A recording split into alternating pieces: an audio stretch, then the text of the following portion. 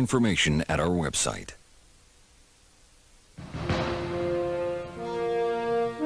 In 1968, men first left the Earth for the Moon.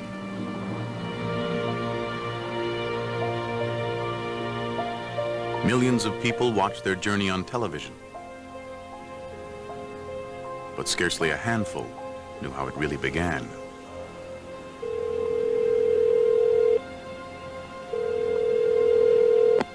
North American Aviation. Frank Borman, please.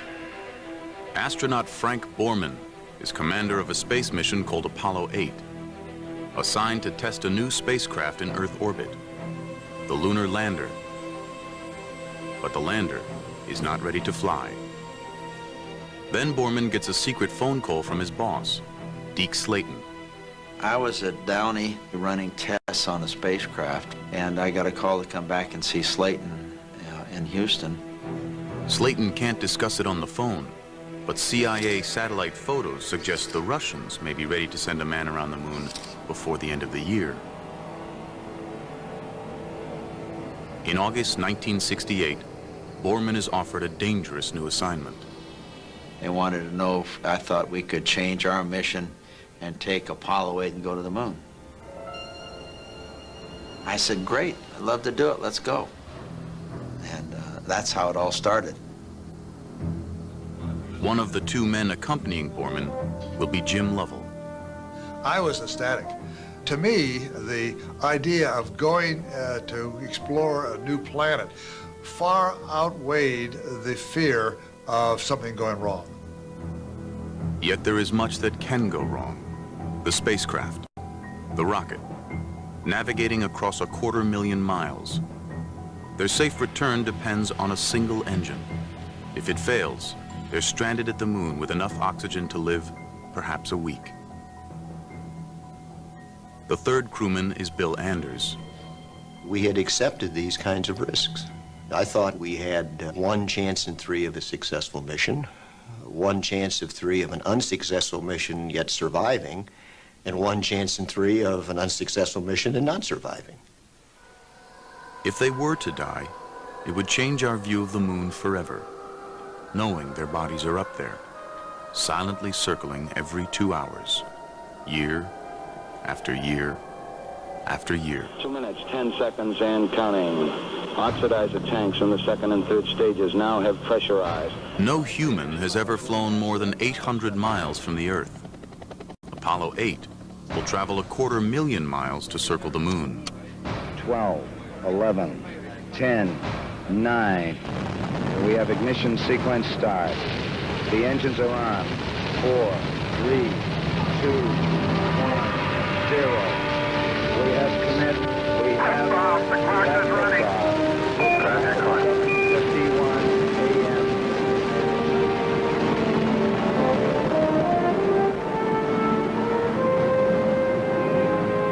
I was absolutely mesmerized by what was going on. I mean, all of a sudden you find out that, my God, the crew has left the Earth's environment.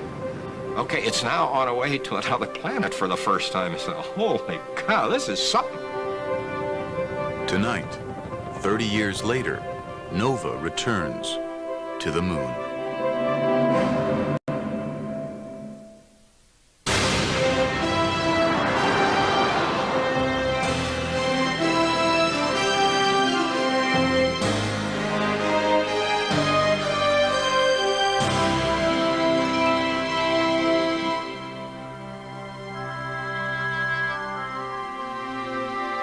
Major funding for NOVA is provided by the Park Foundation, dedicated to education and quality television. This program is funded in part by Northwestern Mutual Life, which has been protecting families and businesses for generations. Have you heard from the Quiet Company? Northwestern Mutual Life. And by iOmega, makers of personal storage solutions for your computer, so you can create more, share more, save more, and do more of whatever it is you do. iOmega, because it's your stuff. And by the Corporation for Public Broadcasting and viewers like you.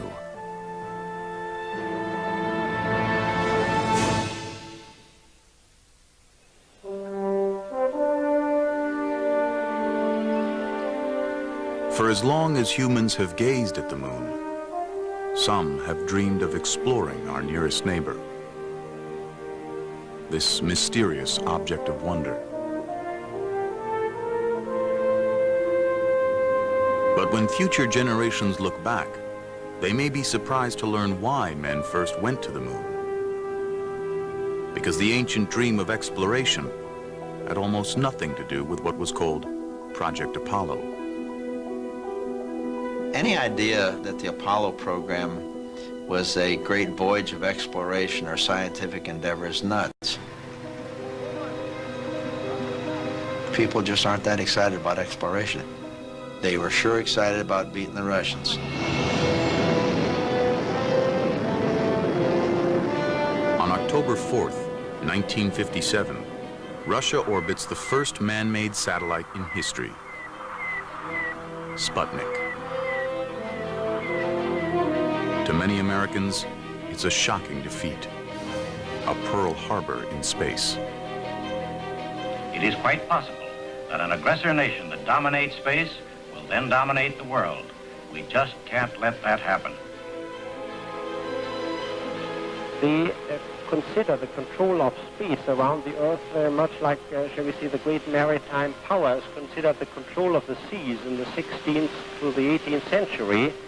And they say if we want to control this planet, we have to control the space around it. Dr. Wernher von Braun is America's leading rocket scientist, a German engineer who created the V-2 rocket for Hitler in World War II. He now works for the U.S. Army.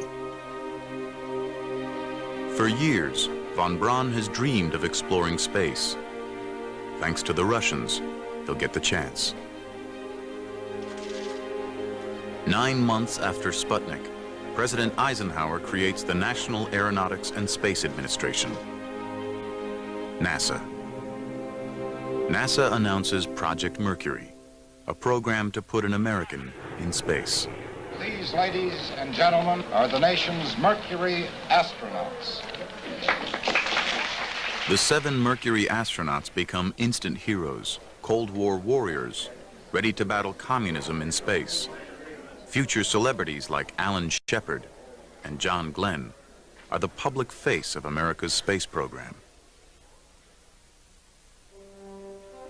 But even the Mercury astronauts had no idea what was already going on behind the scenes at a little-known NASA laboratory.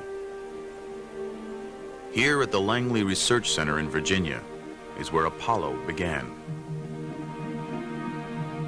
Even today, few Americans realize that in the 1950s, a tiny group of engineers was already planning trips to the moon.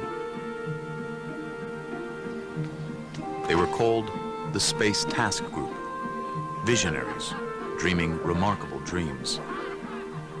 One of them, Dr. Maxime Faget, will become a legend, helping to create every American manned spacecraft. In 1958, he's designing the Mercury capsule. We expected to land on the moon sooner or later because it was so close and because everybody could see the moon. It made a very good target. In the 1950s, travel to the moon is about to become possible because of the rocket. Long used as a weapon, the rocket is the only engine that can operate in a vacuum. Rockets are becoming more powerful in order to carry nuclear bombs. Some of them can now reach space. For an astronaut to survive there, he'll need the protection of a spacecraft or capsule. Even a small capsule will need a huge rocket to put it in space. Overcoming gravity takes enormous amounts of fuel, so the rocket is divided into stages. As each one burns its fuel, it drops away to save weight. By the time the capsule finally reaches space, the rocket that put it there is gone. Weight is a problem for the engineers from the beginning, and it will affect every decision they make. The most basic is how they will go to the moon, what the engineers call the mode. There are 2 possibilities. The first direct ascent, uses a single rocket to send a spacecraft to the moon. It's the way people have always imagined going. But sending the spacecraft all that way will take an enormous rocket, larger than the Statue of Liberty, a monster called Nova. There were actually designs for the Nova rocket, but could you build it? The real issue about the Nova rocket is the question is, could you build it? And if you did have a problem with it, it could really destroy a good part of the Cape Kennedy at the time because it was such a massive amount of propellant. Wernher von Braun favors a different mode. Earth Orbit Rendezvous, EOR. EOR uses two smaller rockets. One sends up the spacecraft, the other sends up the fuel. The astronauts rendezvous with the fuel tank, fill up their spacecraft, and head for the moon. Direct ascent is simple, but needs a huge rocket. Earth Orbit Rendezvous uses smaller rockets, but it's more complicated. Picking the mode will be the most critical decision in the Apollo program, because it determines everything. The spacecraft, the rocket, the training, budget, and schedule. The wrong choice means losing to the Russians, and maybe not reaching the moon at all.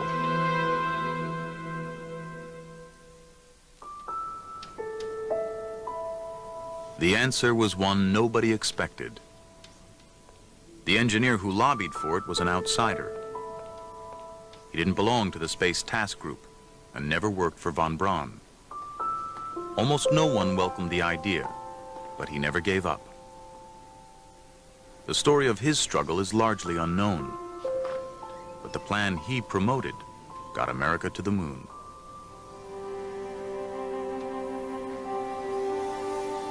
His name is Dr. John Hobolt. In 1959, he's adamant both modes, direct and Earth Orbit Rendezvous, will fail because the spacecraft needed to land on the moon is much too large. It was a vehicle about the size of an Atlas. Down at the Cape, it takes 3,000 men, a launch pad, and a launch facilities to get an Atlas off the ground from the Earth. They were going to land something the size of an Atlas on the moon backwards with no help whatsoever. I thought that was preposterous. 14 million Hobolt suggests not taking the main spacecraft down to the moon at all. Instead, the astronauts will use a separate lander, a small taxi or bug. One time we called it the Lunar Excursion Vehicle, sometimes we call it the bug, sometimes we called it the Lunar Schooner. But the idea was that we go there, we go into orbit around the moon, then make a decision to land, so we would land with the small lander, but keep the command module in orbit. He was the lonely vigil observing everything. After we explored, we'd take off again, ascend, make the rendezvous again with the command module, dispense with the lander because it's done its job, and then we'd return to Earth in a very normal way. This is Lunar Orbit Rendezvous, LOR. By using a separate lander and not taking the mothership down to the moon, LOR saves fuel and weight. Hobolt promises LOR can get America to the moon with one rocket, and it won't have to be the huge Nova. But the astronauts' safe return depends on rendezvous, something no one's ever done, even around the Earth. Hobolt's plan requires that rendezvous work perfectly at the moon. To almost everyone, that seems insane. Well, when I first heard about Lunar Orbit Rendezvous, I said, my gosh, we don't even know how to rendezvous in Earth orbit yet. Now, how are we going to be able to assure ourselves that we could get the two vehicles together in orbit and dock together at the moon? That seemed like a very chancy thing. I remember expressions like, this is the most ridiculous thing I've ever heard of, the most unsafe thing. How could anybody go up there and land and rendezvous 250,000 miles away? John Hobolt goes on a crusade for LOR, making presentation after presentation. Though he did not invent the idea alone, Hobart has become its main advocate, and he's beginning to annoy some powerful critics, like Max Faget. Well, Hobart was a rather pushy guy, there's no doubt about it. There were a lot of people who had their minds made up that we already knew how we were going to do it. And he had considerable discussion and argument, some of it pretty heated. At a meeting here in headquarters, Max Faget got up on that table and pounded, and he says, "Don't you listen to him, don't listen, his figures lie, his figures lie." We had this little discussion going, which personalities got involved. To some degree, that he was crucified that day, chastised. The system was considered to be risky, unsafe. By April 1961, John Hobart has been pushing LOR for 2 years and getting nowhere. But he's about to get some help from an unexpected source.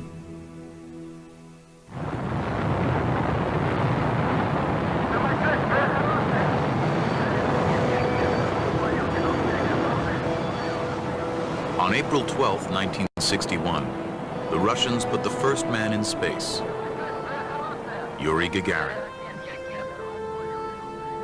It's the worst defeat for America's space program since Sputnik. And it puts the pressure on a young president who's only been in office 12 weeks. Mr. President, don't you agree we should try to get to the moon before the Russians if we can? If we can get to the moon before the Russians, we should.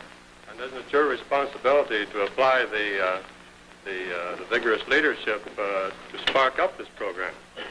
When you say spark up the program, we first have to make a judgment based on the best information we can get whether we can be ahead of the Russians to the moon. We're now talking about a program which may be, which are many years away. The Saturn is still on a 40-hour week, isn't it, Mr. President? Saturn is still going to put us well behind. 2 days after Gagarin's flight, Kennedy has White House counsel Theodore Sorensen ask NASA what space project might beat the Russians. Their answer is a moon landing. Can we be the first to do that? Can we beat the Russians to that? They said, yes, that is sufficiently far off that the U.S. could probably, if it started now, have a chance of beating the Russians to that. That I knew Kennedy would be interested in hearing. Sorensen reports to Kennedy. In Sorensen's mind, it is the decisive moment. And he said, I think we ought to try for the moon.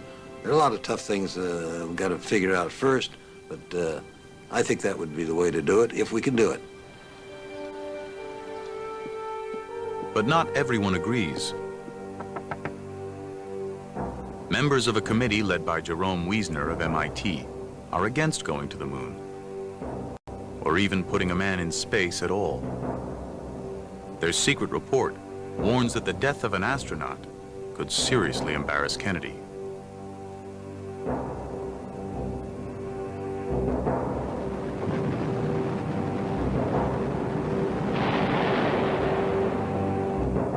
Kennedy will keep his moon decision quiet until NASA proves an American can go into space and come back alive.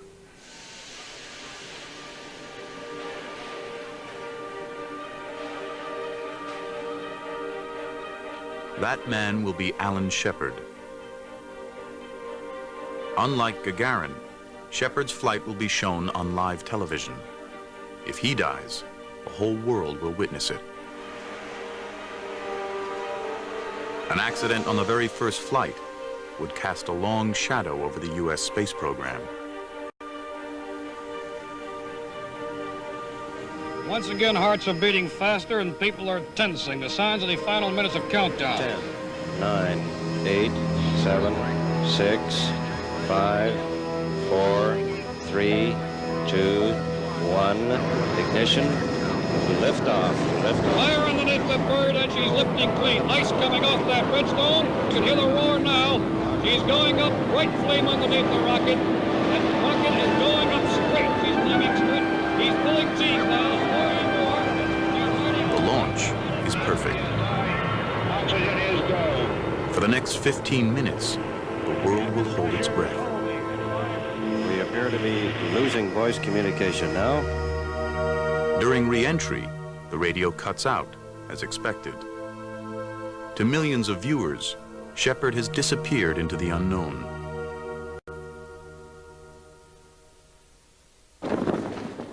Main chute is green. Main chute is coming unreefed and it looks good. This is it. You should hear the newsmen here right now. They are absolutely screaming and shouting. They've been jumping up and down. It is a tremendously successful. With the enormous response to Shepard's flight, Kennedy will now make his moon decision public. 2 days before he addresses Congress, NASA gets a draft of the speech. And the one thing that really concerned us was that he'd included the date of 1967. And we felt that that was fine for planning and for managerial purposes, but that the country should not stick its neck out to that extent.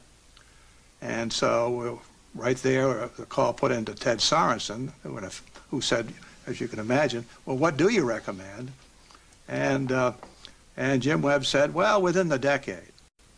To some people in this the new decade started January 1, 1970, and technically it began January 1, 1971. So there was a little fudge there, and Kennedy just decided to keep that fudge. I believe that this nation should commit itself to achieving the goal before this decade is out of landing a man on the moon and returning him safely to the Earth.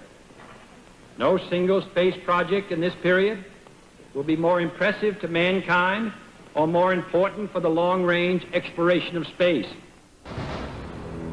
America is headed for the moon.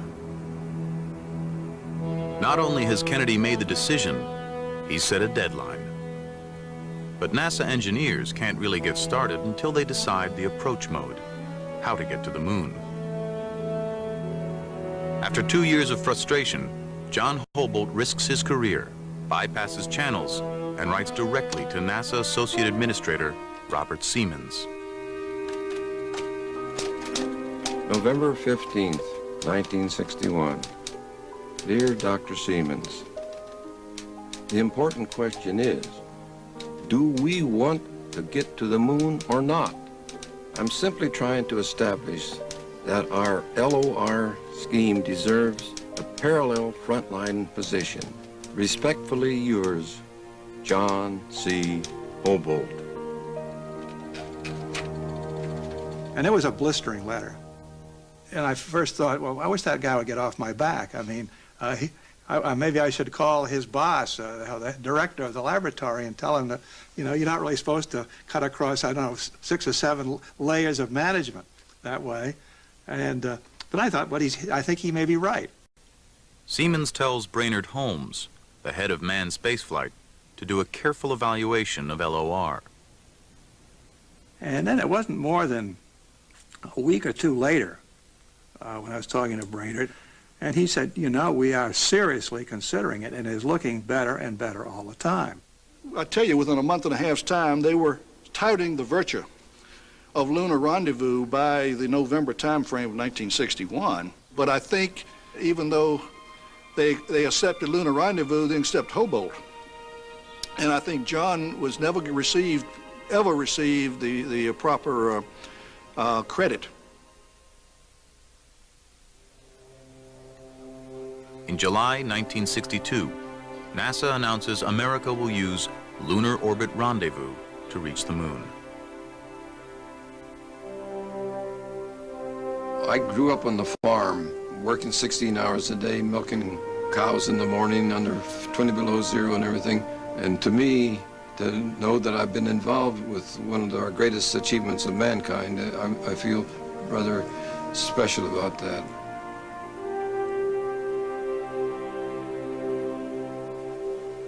NASA has made its decision, but Lunar Orbit Rendezvous is still just theory. If it fails, the astronauts will be stranded at the moon forever. John Hobolt is convinced rendezvous will work. Now it's up to the astronauts to prove he's right. It will take precise flying at extremely high speeds, with little margin for error. This is why military test pilots were selected in the first place. rendezvous, they'll need a spacecraft they can maneuver, a true flying machine controlled by the pilot. But the primitive Mercury capsule is not it.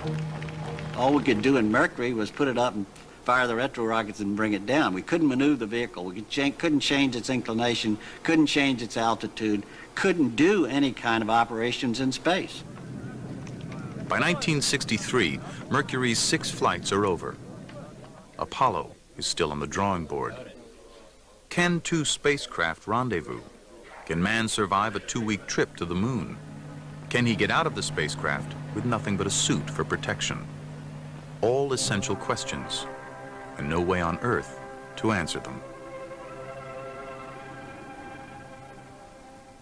Lost between the pioneering flights of Mercury and the lunar triumph of Apollo is the program that found the answers. It was called Gemini. Nearly forgotten today, Gemini was the essential step to the moon. Gemini came along as kind of a step in the middle. As a matter of fact, we were doing Mercury, people began to work on Apollo, and then a number of people realized that there was a whole bunch of things that we could do in Earth orbit that we would like to do there before we ever went and tried them at the moon. Using a sophisticated 2-man capsule not much bigger than the old Mercury, Gemini will test rendezvous, long-duration flight, and spacewalking. All important, but none more critical than rendezvous. Everything was based on doing a lunar orbit rendezvous. All the hardware was sized to do that. The performance of the command and service module, the lunar module, the Saturn V booster was all based on the assumptions we could successfully do a lunar orbit rendezvous, except nobody had ever done one. In December 1965, the first rendezvous attempt in history begins. 2 Gemini flights lift off a few days apart. Boats and liftoff. It will be a dress rehearsal in Earth orbit for what they'll need to do at the moon. Wally Schirra and Tom Stafford will play the part of the lunar lander. They'll try to rendezvous with a mothership flown by Frank Borman and Jim Lovell. Within a few hours after their launch, Schirra and Stafford can see the other spacecraft. Hey, I think I've got it. Is that spacecraft 7? Now it's in Schirra's hands. To close in, he's got to maintain precise control, that every maneuver consumes precious fuel. The whole thing of rendezvous is exquisite timing, delicate little touches. It's all little tiny maneuvers. You had to really get in there and use both hands and pitch and roll and move and translate, and you were flying formation with it. Separated by only a few feet, each craft is actually moving over 17,000 miles an hour, like one car tailgating another at breakneck speed. Only superb control keeps them from drifting apart or crashing together. It's everything meant by the phrase, the right stuff. Ask them what their range is now. 6, what's your range? Yeah, we're sitting up here playing bridge together. We're in formation with 7. Everything is go here. We did it. Roger, congratulations, excellent. Pretty exciting. Roger. Wally Schirra's piloting and careful use of fuel prove rendezvous can work. Wally was a perfect choice for that. Went out of his way to do it by the book and exactly within and better than the fuel consumption estimates that had been made. Following their rendezvous success, Schirra and Stafford returned to Earth. Frank Borman and Jim Lovell remain in space to try a 14-day, long-duration flight. It's a test to see what will happen to the human body on an actual moon trip. By the time we flew on Gemini, they knew that your eyeballs weren't going to change. They knew you could drink. They knew you could sleep. The fears were just, could you perform after, say, a week in space up to the level that you expected to? We really didn't know how the body would sustain that long a period, and we had to know that in order to go to the moon. Unfortunately for Frank Borman, this flight is primarily a medical experiment run by doctors. One of the things that I learned in the NASA program, if you give the doctors an inch, they'll take a mile. So I launched with an EEG, needles stuck in my head and everything else you could think of. Just to be confined in there like a sardine in a can, that was a real trial. And of course, you're sitting right next to your companion, and for 2 weeks being with Frank Borman, in fact, 2 weeks being with Frank Borman any place was a real challenge. But anyway, Frank had a book called Roughing It, which we were trying to read. We also sang to each other. Nat King Cole at that time had a very popular song, Put Your Sweet Lips a Little Closer to the Phone. Put your sweet lips a little closer to the phone. Let's pretend that you and I are all alone. That got on our minds, and we sang that damn song for 2 weeks. So we still sing it occasionally.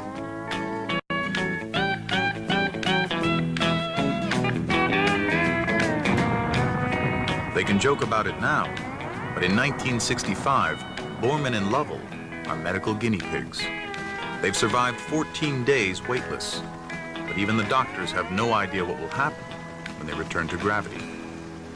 Yeah, they were concerned on landing that when all of a sudden our hearts were pumping the blood in a 1G environment that we might have problems or pass out.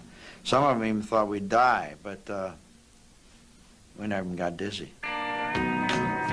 I actually, for the first couple hours, actually had to almost command my legs to say left, right, left, right.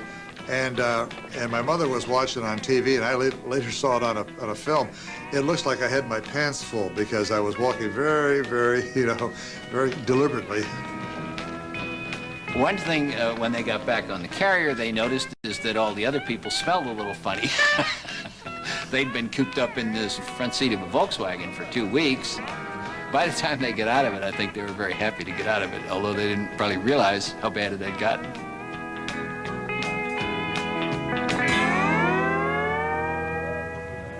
So far, Gemini has succeeded brilliantly. But the final challenge to master is extravehicular activity, EVA, or spacewalking. There's no point in going to the moon if you can't get out and walk around. NASA knows it, and so do the Russians.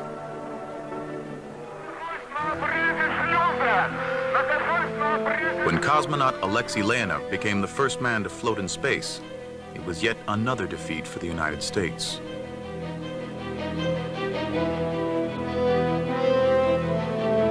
Three months later, in an effort to match the Russians, American Ed White tried it. He floated for 20 minutes and loved every bit of it. You're right in front, Ed. It looks beautiful. I feel like $1 million. So far, it looks easy, but this is a dangerous illusion. Before Gemini is through, EVA will put the lives of 3 astronauts at risk.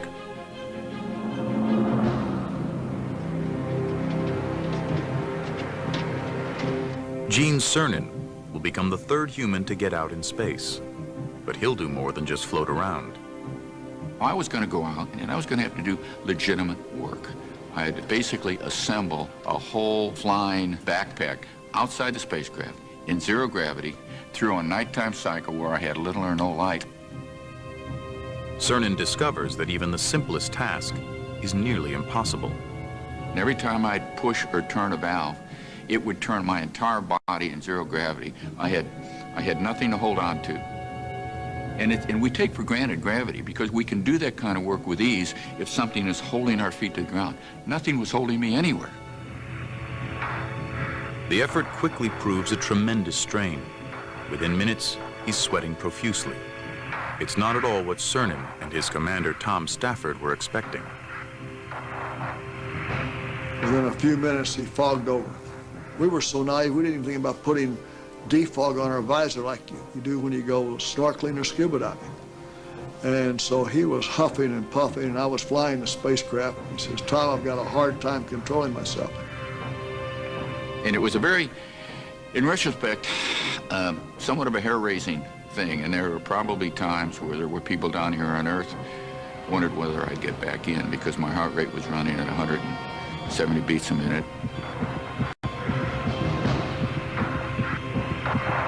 I said, "Hey, this is not a good situation at all." NASA downplayed the concern, but losing an astronaut during EVA was a very real fear. Hours before the flight began, Deke Slayton, head of the astronaut office, had spoken to Tom Stafford in private about the unthinkable. Tommy says, NASA management wanted me to let you know if something happens to him out there, and if he dies, you've got to bring him back, because we can't afford to have a dead astronaut floating around out there. I looked at him and I said, we've never talked about this before. Cernan is getting his oxygen from an umbilical hose that passes through an open hatch. Stafford must fly the spacecraft. If Cernan dies, there's no way Stafford could pull his body back in, get him into his seat, and shut his hatch. The only way Stafford could possibly bring Cernan back is to re-enter the atmosphere trailing his body, with the hatch still open. The Gemini would be in front, but this thing is going to be whipping us all around. I says, and furthermore, I've got an open hatch, and all I have is this thin suit that was in just one layer of nylon, and I've got 3,200-degree plasma coming a couple of inches right above my shoulders through that open hatch. So he's got 7 layers of insulation. That's not going to help him too much. He's dead anyway, but I've got 1 layer here, and this plasma is going to come through the hatch. And then suppose we even get through all that, then a pilot chute comes out. Is that going to get snared with what's left of Cernan? And then here comes the main parachute out. Is that going to get snared and with what's left up there?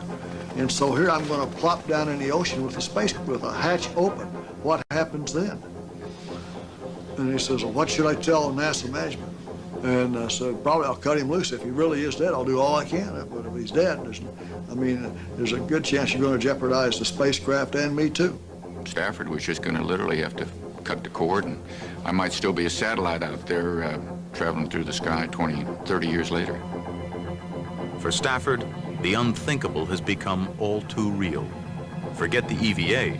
All he cares about now is saving Cernan's life. So I called the ground and the contact said, I've called it quits. I'm going to get him back in before we go in the next night time. Got him in. Finally, he just couldn't hardly move. And then when he opened his visor, he was absolutely pink, like he'd been in a sauna about an hour too long. The next day we landed, and they flew the suit right back to Houston. They had over a pound or a pound and a half of water out of each boot. But he lost, I think, 10 and a half pounds in 2 hours and 5 minutes outside. The next 2 attempts at EVA are scarcely any better. Everybody forgot Newton's third law of motion. To every action, there's an opposite and equal reaction.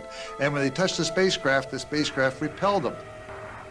As engineers, we started saying, look, we've had 3 missions where the EVAs didn't go well. What was wrong? Then we had a science advisory team step in and say, look, your entire principles of EVA are wrong. How you train, how you prepare the crew, the kinds of tools and instruments that you use. For the next attempt, the capsule will be equipped with special handholds and footholds to anchor the spacewalker in place. But the biggest improvement is neutral buoyancy training, practicing underwater, the closest environment on Earth to weightlessness. On the final Gemini flight, the new training and tools make all the difference. What has been nearly impossible is now easy for astronaut Buzz Aldrin. I felt that it was a piece of cake outside, just moving very slowly. There was no challenge.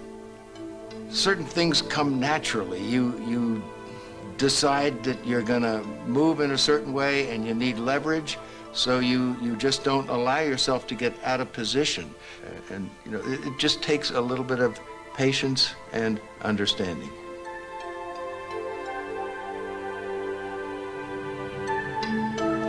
In November 1966, Gemini comes to a triumphant finish. A late addition to NASA's plans, Gemini has proven every technique Apollo will need to reach the moon. We had to learn how to do all the things to prove that they could be done before we could even begin to think about going to the moon on Apollo. And Gemini, in its own historical context, was perhaps as important as Apollo, because without Gemini, there would have been no Apollo. We had finally figured out how to do EVAs without fogging up the visors. We'd figured out how to do rendezvous. We figured out how to do long-duration flights. Now, suppose we had never done any of this. Say, whoopee, we're going to the moon, and never done Gemini. It would have been a disaster.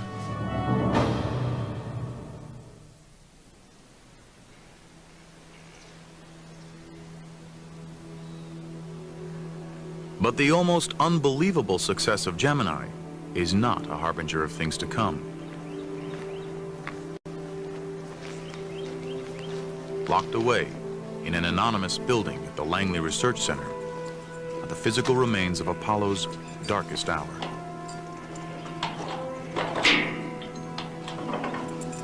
The artifacts stored in this building have not been shown to the public in a decade.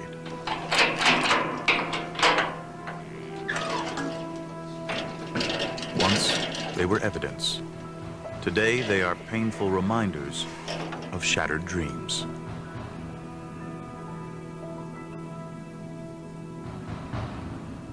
In 1967, the high hopes of America's moon program were all riding on this spacecraft. Its maiden voyage, the first flight of Apollo, was supposed to bring the moon within reach.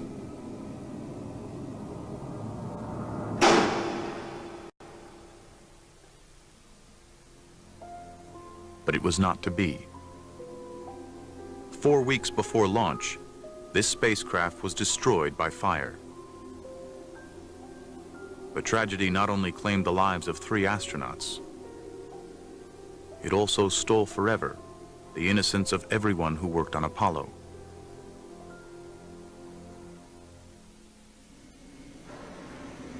It is January 1967. 10 weeks since Gemini ended. The new Apollo spacecraft is nearly ready for its first test flight. The crew is Gus Grissom, Ed White, and Roger Chaffee. Chaffee is a rookie. This will be his first flight. Ed White flew once in Gemini. He was the first American to walk in space. Gus Grissom, one of the Mercury 7, is the most experienced. This will be his 3rd flight, and he intends to go even farther. Gus, what do you think your chances are for an Apollo flight? I think they're pretty good. I expect to be around for most of the Apollo program. You think you will one day make one of the trips to the moon, then? I'm planning on it. Shortly before launch, there are 2 critical tests. One is for leaks. They seal the capsule, pump up the pressure inside, and see if it holds. The second test is a practice countdown, a dress rehearsal for launch. The crew is in the capsule, the hatch sealed, and the spacecraft filled with pure oxygen. To save time, NASA does both these tests at once. They check for leaks at high pressure, while the crew is inside, in pure oxygen. The combination is lethal. We had 15 psi of pure oxygen in that spacecraft. And at 15 psi of oxygen, aluminum burns. After years of doing this same test on every Mercury and Gemini capsule, NASA has become complacent about pure oxygen at high pressure. On January 27th, 1967, their luck runs out. There are communication problems, and Grissom is frustrated. You copy? No, I didn't read you, Chuck, at all. I can't read you, Chuck. You want to try the phone? Hey, how do I get the moon? We can't talk between 3 buildings. I can't hear a thing you're saying. Jesus Christ. Did you guys talk together up there at the command module? I said, how do I get the moon? We can't talk between 2 or 3 buildings. Ironically, the end of the test is to be an emergency escape drill, but it never gets that far.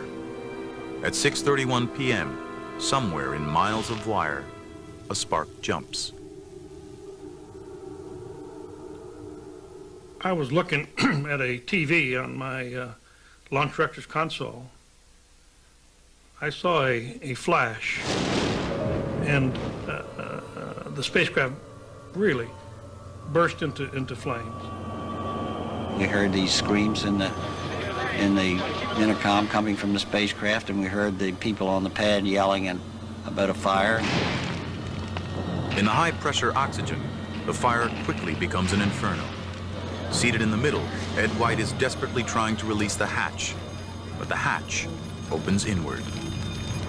When the spacecraft was pressurized, there was no way Ed White could pull that hatch inward. I mean, there was tons of force holding that hatch closed. It takes pad technicians 5 minutes to get the hatch open. And when they did, our crew had expired.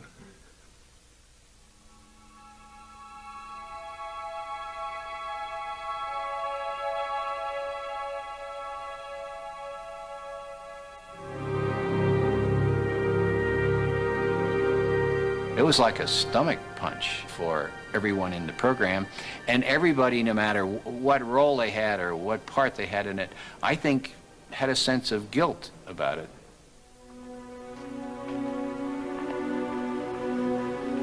Somewhere along the line, one of us must have missed something, and therefore we let our crew down.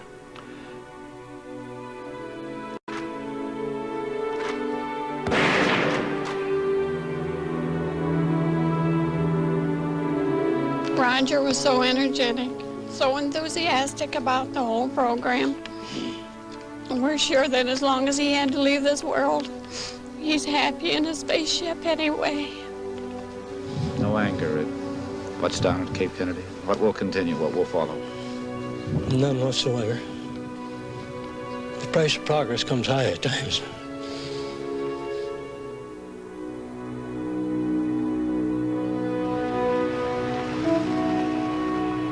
In the aftermath, NASA conducts a painstaking investigation and finds the Apollo spacecraft is full of design flaws and sloppy workmanship. Worst of all is poor quality wiring, the most likely cause of the fire. Over 100 design changes are made. A hatch that opens outward in 7 seconds. Better shielding on wire, better fireproofing. And for all ground tests, no more pure oxygen. This spacecraft never left the ground, yet it may have contributed more than any other flight to the goal of reaching the moon.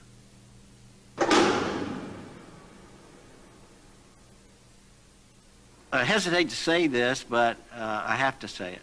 I don't think we would have gotten to the moon in the 60s if we had not had the fire. That's a terrible thing to say, but I think it is true. If that had happened while we were on the way to the moon, we'd have lost a crew, never heard from them again, and it would have been just a mystery hanging over the whole program, which would have caused an untold delay, and maybe even a cancellation. But no matter how improved the new spacecraft may now be, it still cannot reach the moon without a huge and powerful rocket. The Saturn V.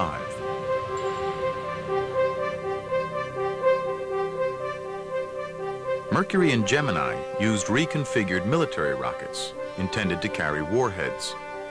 The Saturn V was created solely to explore space.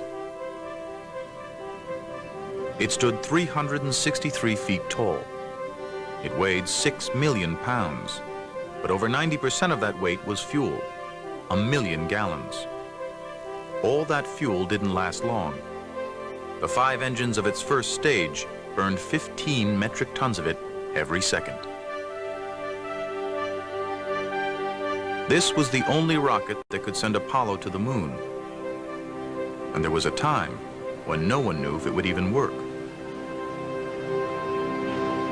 This incredible machine is the creation of Wernher von Braun and his team at the Marshall Space Flight Center. Within NASA, the Marshall Group is notorious for being extremely cautious engineers. Some of the people in the headquarters referred to Marshall as the Chicago Bridge and Iron Works. All of their vehicles were very conservatively designed with safety factors that I think were probably excessive by today's standards at least. However, there's one thing that has to be acknowledged. they worked. But von Braun's conservative engineering has a downside. His team works slowly, testing their rockets one stage at a time. At this rate, it will be years before the Saturn V is ready.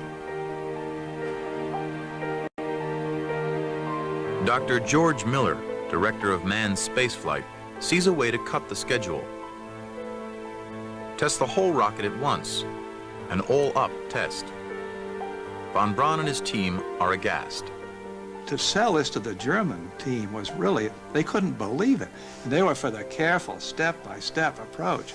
And their reaction was that you must be out of your mind. You wouldn't do that, would you? And that literally was what they said. Von Braun has good reason to be nervous. The Saturn has the power of a small nuclear bomb. Thousands of parts must work perfectly, or it may explode without warning. Just to get it off the ground, huge mechanisms must function with split-second timing.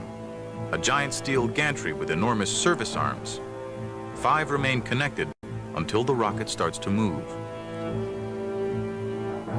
Under the launch stand, a huge flame deflector channels exhaust away to the sides. Without it, the hot gases would bounce straight up and the rocket would destroy itself. 4 hold-down arms bolt the rocket down until it has correct thrust. When the arms release, they must all let go within 50 milliseconds, or the Saturn will tip over. Now the 5 remaining swing arms, 20 to 30 tons each, must retract in seconds. The bird has to climb some 2 inches before the arm starts to swing. And that's an emotional time, I must tell you. By 1967, rocket and launch complex are ready. T-minus 60 On seconds. November 9th at 7 a.m., Rocco Petron's launch team lights the candle. You count up, and at 6 seconds, roughly, you give the first signal to burn.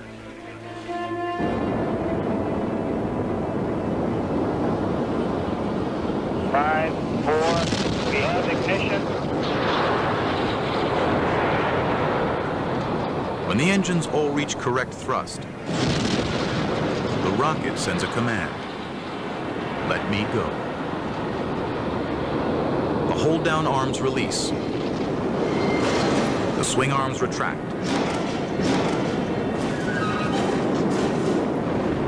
The Saturn V is on its own.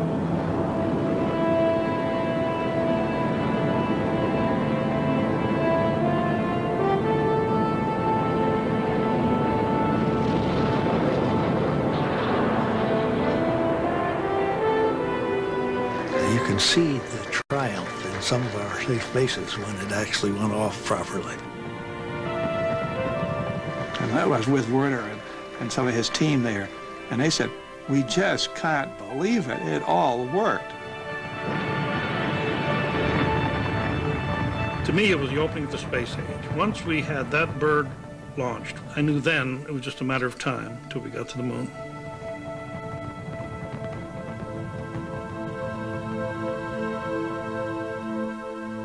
The Saturn V has worked perfectly on its first unmanned test.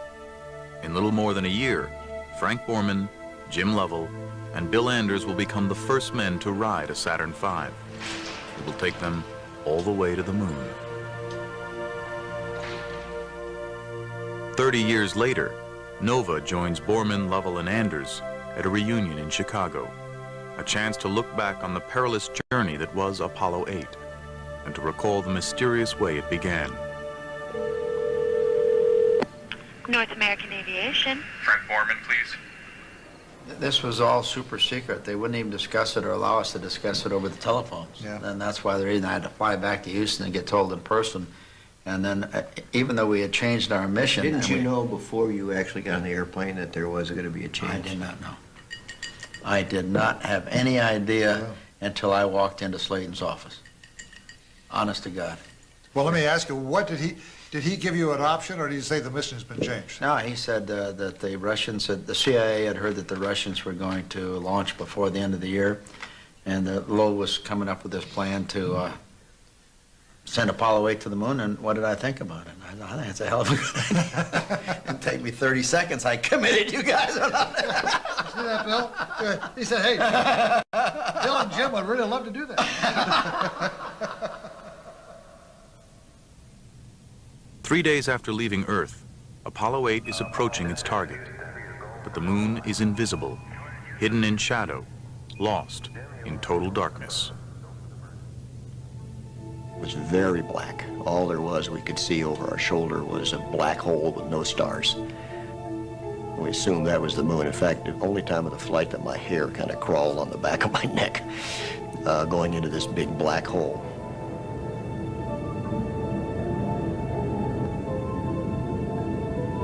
Mission planners have calculated the precise instant the crew should be able to see the moon emerge into sunlight, if everything has worked perfectly.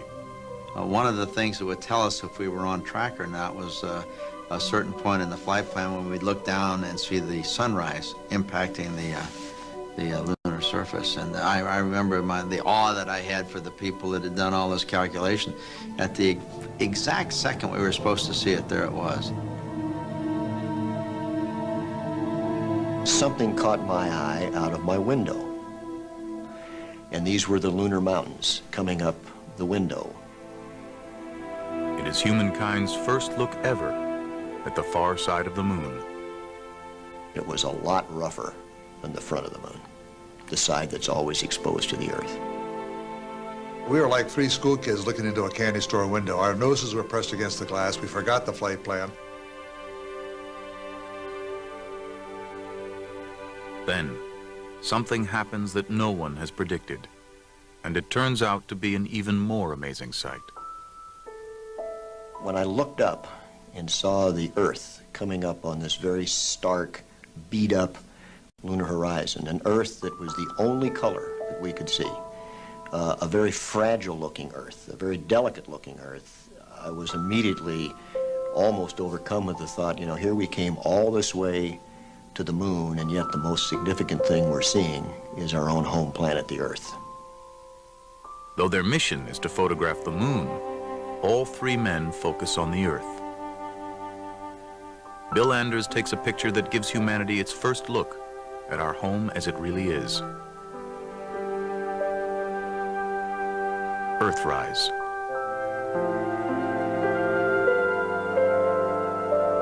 All of the views of the Earth from the moon have let the human race and its political leaders and its environmental leaders and its citizenry realize that we're all jammed together on one really kind of dinky little planet, and we better treat it and ourselves better, or we're not going to be here very long.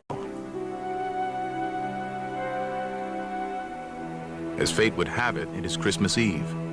NASA has planned a live television broadcast from around the moon.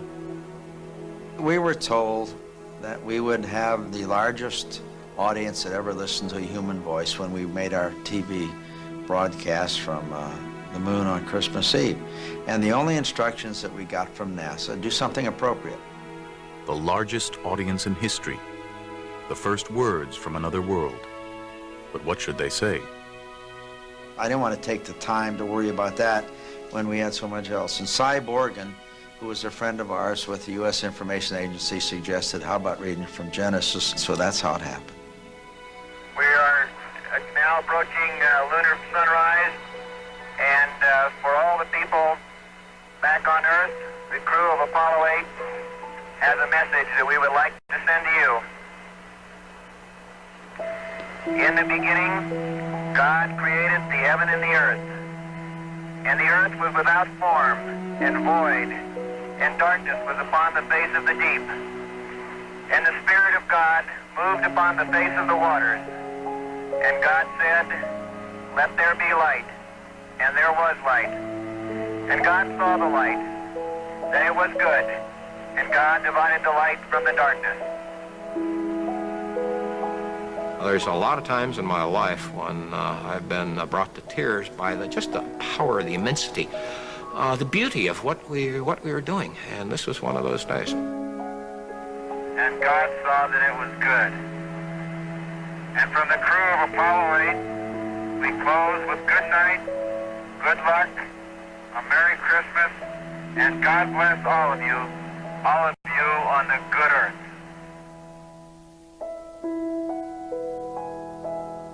As soon as the thing was cut off, we talked to the ground. I said, did you get all that? They said, yeah. Did it come in fine? Yes. Okay, now give us the instructions for getting home. Getting home depends on a single engine. There's no backup. If it fails, they're stuck at the moon without hope of rescue. That caught my attention a lot. We knew we would be there forever if, indeed, that engine didn't work again. So that was a sobering thought. All systems are go. Over. Roger, thank you. Houston, Apollo 8. I think the premier of all the tense moments was the burn to get us back out of lunar orbit. We only had a single engine to do that, and had it failed, we'd still be circling the moon. So I can assure you there were 6 eyeballs focused on those instruments. Well, we were talking about what we call the TEI burn, the trans-Earth injection, and of course we spent 20 hours going around the moon and we were all kind of tired, and so we were programming the computer to turn on the engine and get the proper attitude.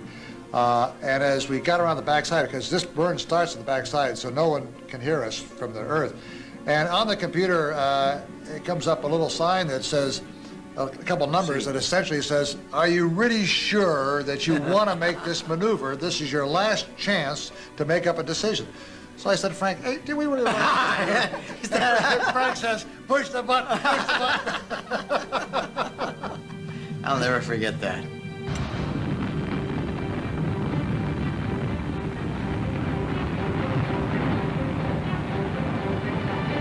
The engine works.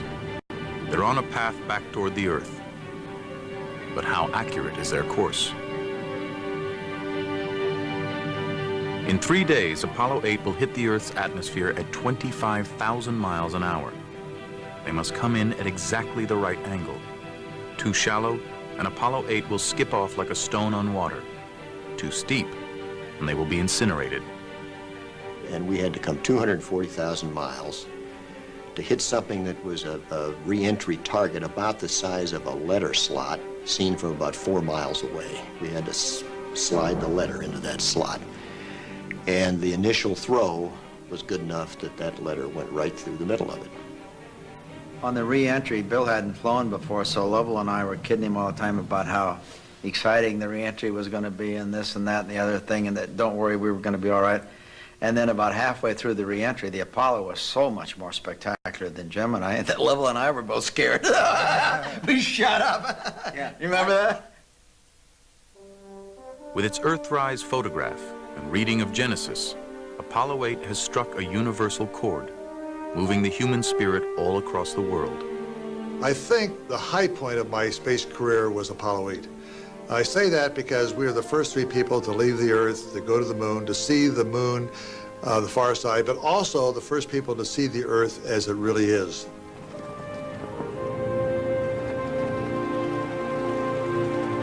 And it has accomplished its original mission as well.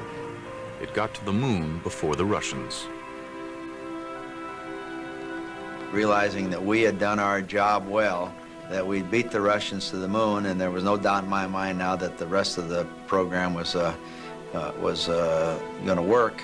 I had a feeling almost of euphoria. I was so pleased. I was so thankful for, because let's face it, God must have been looking after us or we wouldn't have made it. So it was a very, very, very religious experience for me. Bill had an interesting comment when we landed because someone, while we were waiting to be picked up, someone had called from the ship or the helicopter and said, is the moon made out of green cheese? Yeah. And Bill says, nope, it's American cheese. Yeah. Geez, I remember that like yesterday. Yeah. Yeah. Apollo 8 has traveled nearly 500,000 miles and paved the way for the flights to follow. All that remains to fulfill Kennedy's promise is the landing.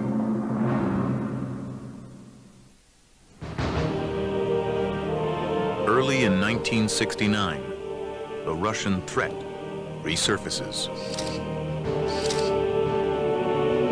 CIA satellite photos reveal 2 Soviet rockets, larger than any detected before. Soviet Union, by whatever circumstances, had a very, very clever, aggressive space program, and they made maximum use of everything they had. When they started their very large booster, for example, our satellite photography showed that this was definitely a lunar landing vehicle. Top secret film footage, only recently seen in the West, now confirms the scale of the Russian effort. The Soviets had constructed a massive new launch complex at the Baikonur Cosmodrome, 1,500 miles southeast of Moscow. Inside the main building, a lunar lander was under development. The Soviets, too, were planning a lunar orbit rendezvous approach to the moon. And their rocket, known as the N1, boasted 30 engines in the first stage alone and stood 35 stories high. They had a huge rocket, size of the Saturn, with many more engines on it than the Saturn, which they were planning to go to the moon with. The Soviets began testing the N1 under conditions of utmost secrecy. No one outside a tiny Soviet elite ever knew of these launches. But the CIA surveillance photos are proof enough that the race to the moon is not yet over. There is little time to savor the success of Apollo 8. Kennedy's deadline is fast approaching, and NASA's lunar lander is not yet ready to fly.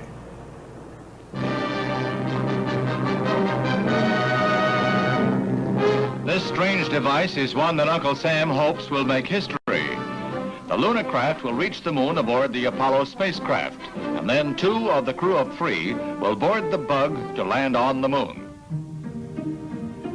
The Lunar Excursion Module, the LEM, is designed to orbit the moon as part of a stack of spacecraft. Attached to the Command and Service Modules, the CSM. Following John Hobolt's plan, the LEM will separate off and carry 2 astronauts down to the surface of the moon.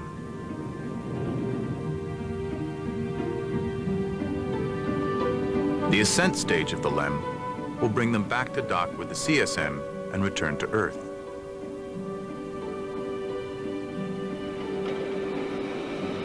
At Grumman Corporation, where the LEM is still under construction, project manager Tom Kelly is feeling the heat from NASA. Oh, terrible heat, terrible heat. We weren't ready. We were having a lot of trouble with the early LEMs, getting them to pass all their tests and trying to meet our schedules. And we were about 3 to 4 months down, despite our best efforts to try to make it up. The LEM will never operate in Earth's atmosphere, so aerodynamics are not a problem. The problem is weight. For every pound of weight that was brought down to the lunar surface and then back up into lunar orbit, you had to add 3 pounds of rocket propellant. So it was a 4-to-1 growth factor on weight. We went back very painstakingly through everything and cut out weight. For example, the skin, the aluminum alloy skin of the crew compartment was about 12 thousandths of an inch thick. That's equivalent to about 3 layers of Reynolds wrap that you would use in the kitchen. Inside the crew compartment, too, everything is pared down to the bare essentials. There were no seats. In order to save weight, we had eliminated seats.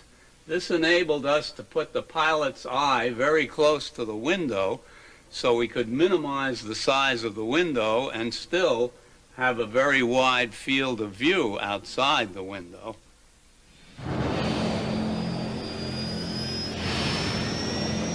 While engineers trim pounds from the LEM, astronauts train for a lunar landing with this contraption, known as the flying bedstead. Jet engines firing downward cancel out most of the vehicle's weight to approximate lunar gravity. But the machine is awkward and dangerous. In May 1968, astronaut Neil Armstrong, a former fighter pilot, climbs into the bedstead. Fellow astronaut Bill Anders had just completed his turn flying the ungainly machine. It had 2 rocket fuel tanks, 2 round tanks, one on each side of the vehicle with a cross feed between them. So while Neil was up there getting the near perfect start, fuel was draining from one tank to the other. Just about prior to touchdown, he ran out of the fuel to control the attitude of this vehicle. So now it was like a kid's balloon at a party where they blow it up and let it go.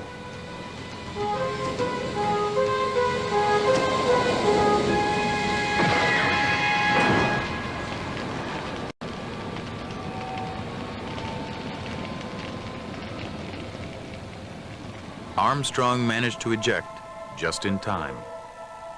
But parachutes are not an option on the airless moon. The lander must work perfectly, and the landing site must hold no surprises. The moon's surface appeared fairly smooth from the vantage point of Apollo 8. Plenty of wide, flat plains where the LEM could set down safely. But close-up photos beamed back from unmanned probes tell a different story. Deep craters, towering mountains, boulders bigger than houses litter the landscape. One scientist warns that the LEM could sink beneath the surface into a thick layer of lunar dust. The landing site must be chosen with great precision and from 250,000 miles away. Charged with this task are 2 geologists, then fresh out of graduate school, Farouk Elbaz and Jim Head. One of the big problems was if you landed even on a flat surface on the edge of a crater, some of these craters had slopes of 10 to 15 degrees in the inside. And of course, if the lunar module pitched over and landed, they would just keep going over. And that was not something you wanted to have happen because obviously you couldn't get off the moon if that were the case. So there were lots of different problems. That would have been a really interesting one right next to here, but I'm not sure it would have been a very safe landing. Yes. Not the least of their problems is dealing with the competing expectations of the scientific community and NASA engineers.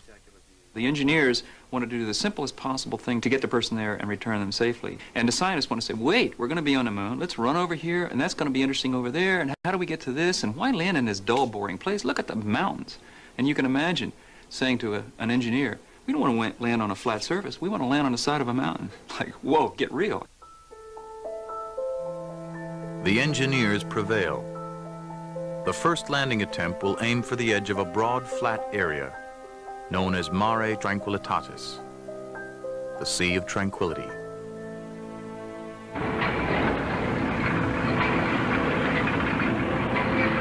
July 3rd, 1969. As Apollo 11 inches toward pad 39A, the space race ends, suddenly, in a ball of fire. The CIA learns that a giant Russian N-1 moon rocket has blown up during a test launch at Baikonur. It will take the Soviets months to recover, if they ever can. NASA officials debate whether to pause and catch their breath, but all systems are go. The LEM has been trimmed down to flying weight. Just 2 days before launch, NASA gives the final go-ahead for a landing attempt. The astronauts, Neil Armstrong, Buzz Aldrin, and Mike Collins, know that many peg their chances of actually reaching the moon's surface at 50-50.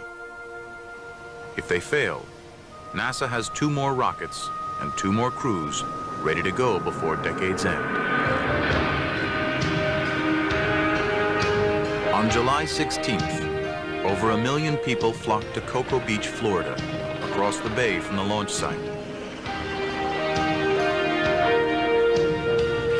The crowd is filled with politicians, television stars, ordinary people, all hoping to witness history being made.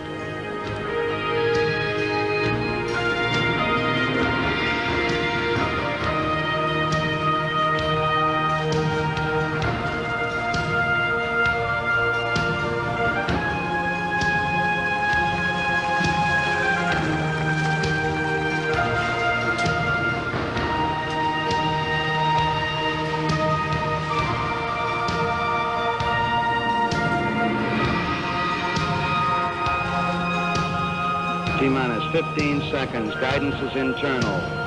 12, 11, 10, 9. Ignition sequence start. 6, 5, 4, 3, 2, 1, 0. Liftoff. We have a liftoff. 32 minutes past the hour. Liftoff on Apollo 11.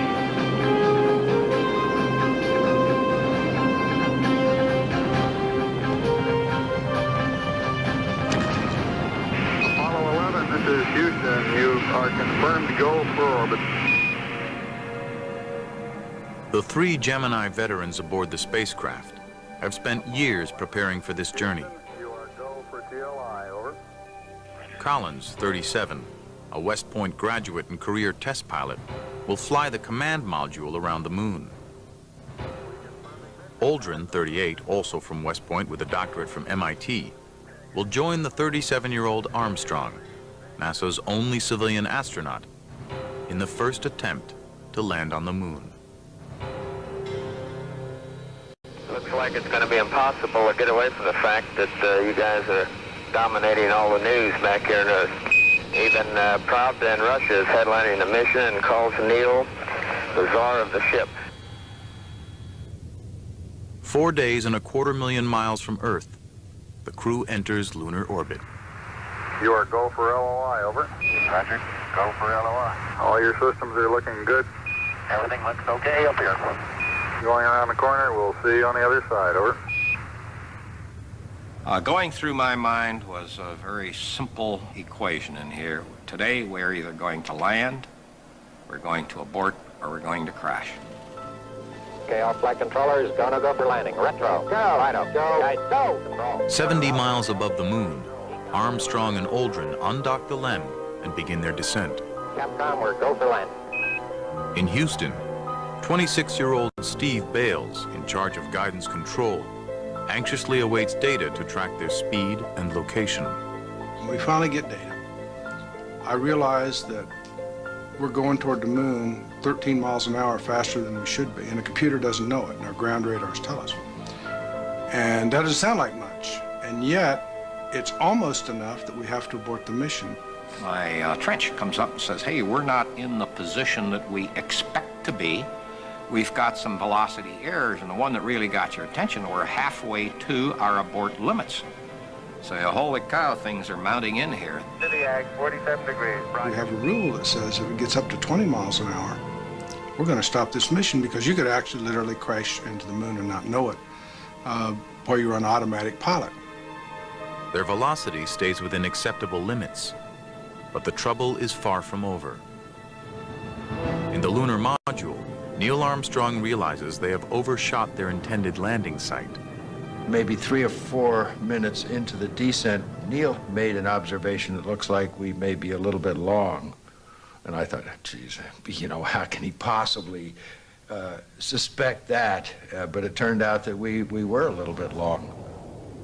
Only when the LEM pitches over to prepare for landing can Armstrong get a good look at the surface below, out the pilot's window. They're heading down into a field of boulders. He hits the throttle, hard. I see the vehicle going across the surface of the moon like I have never seen it do in simulations. And I say, what has gone wrong? What's going on? It's going 5 times as fast horizontally. It's never supposed to do that. It's just supposed to gently hover down it. 100 feet, 3.5 down, 9 forward. We knew that they were not landing where they're supposed to land. We worked on the exact landing point for so long, and we wanted this landing specifically to be very successful and safe. And here they are, not landing where they're supposed to be, and we have no idea where they will finally land, and it was really terrifying to find out that perhaps here we're going to see something that might end the program. With a minute to go, they confront the unthinkable, an abort or even a crash. Armstrong's search for a good landing spot is using up precious fuel. 60 seconds. Lights on, forward. And then when 60 seconds and the light came on, and we were still not real close to the ground, we were maybe 100, 120 feet, then I guess I was getting a little concerned, but what could I do? Could I say, hey, Neil, hurry up, get it on the ground? That would just excite him a little bit more, so I couldn't say that. Armstrong has flown 4 miles past the prime landing target. He has half a minute's worth of fuel left. 30 seconds. You hear 60 seconds, and you hear 30 seconds. And we ever get to 0, we're going to call in a board on fuel, and the crew knows it, and we know it. And about the time we got 30-second call, the crew said, hey, we're kicking up some dust. Picking up some dust. Okay, 75 feet. And we knew then that we were close. And there, I knew that no matter what I would say or do from now on, this crew was going to go in for the landing. 4 forward, drift into the right a little. So we just shut up here in the ground, and all we were doing was letting them know what their fuel status was. And the fuel is going lower and lower. And then finally you hear contact light. Contact light. Okay, engine stop. We copy you down, Eagle. Then he says something I will never forget. Listen, Tranquility Base here. The Eagle has landed. I didn't know what Tranquility Base was. They have never used that term when we were doing simulations. They always called themselves Eagle. So, what is this, Tranquility Base? And then I think, what a wonderful name. I mean, all that in a matter of 2 seconds. Roger, Tranquility. We copy you on the ground. You got a bunch of guys about to turn blue. We're breathing again. Thanks a lot. Gene Kranz has no time to catch his breath. He must quickly decide. Is the spacecraft safe where it stands? Or should the crew launch from the lunar surface immediately to rejoin the command module? We had to look over the spacecraft very quickly, make sure the spacecraft was safe, it wasn't toppling over, we hadn't damaged any of the fuel systems by blowing rocks maybe up into the lunar debris, up into the soft underside of the spacecraft. So I had to do this very quickly. And after about 2 minutes, then it's too late, really, because if you were to lift off after 2 minutes after the normal landing, Mike Collins is going round and round, and he's too far ahead for you to catch up to him in a reasonable time. And I just couldn't get the words out to start the stay-no-stay process, and in frustration, after a couple seconds, I wrapped my arm on my right arm on the console, and I had a pencil in my hand. I broke the pencil in two, and then got over that. It was just pure frustration. Got through it and got on with the stay-no-stay decisions until we could finally get off shift and say, my God, today we landed on the moon.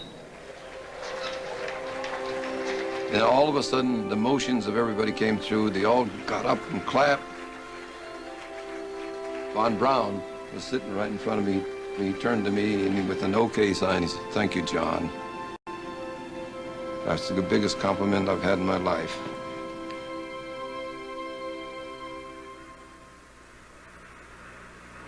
That's one small step for man, one giant leap for mankind.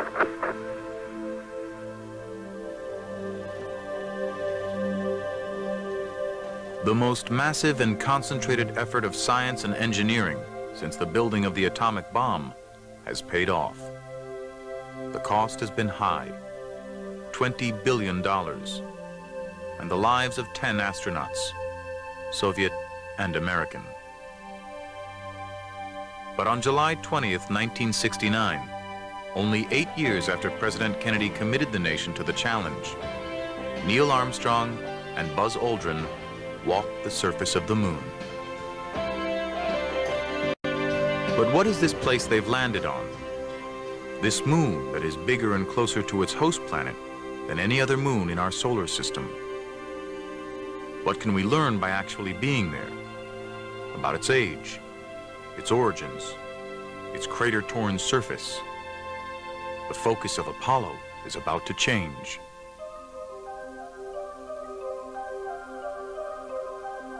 Armstrong and Aldrin bring back precious samples from the moon that are immediately sealed away in airtight vaults. The first pieces of another world. I was a scientist at the U.S. Geological Survey at the time, one of those chosen to study the samples, and it's 30 years ago now, but I can remember the excitement of coming here and getting our bits of material. When the rocks first came back, it was really amazing because the rocks Neil Armstrong picked up turned out to be basalts, and the ages of those weren't a few thousand or hundreds of thousands of years, but were 3.7 billion years old, older than virtually all rocks we'd found on the Earth at that time. Basalts like this are made from cooling lava, the holes from bubbles of escaping gas. On Earth, the salts are relatively young, as the planet's surface is constantly reshaped, erasing eons of geological history. But the age of the lunar basalts suggests that any volcanic activity on the moon ceased billions of years ago, after oceans of lava hardened, forming dark areas called maria, or seas.